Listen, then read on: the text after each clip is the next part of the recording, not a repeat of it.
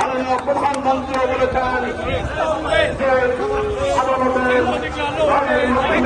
চললে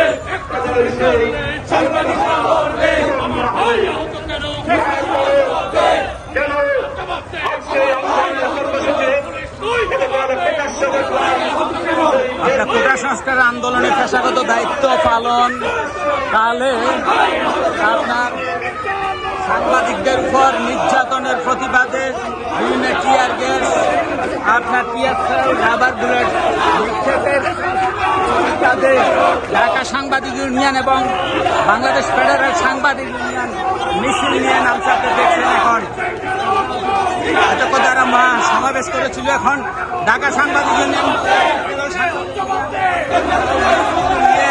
এই মাত্র আপনার হাইকোর্টের মোড় দিয়ে যাচ্ছে প্রেস ক্লাবের সামনে।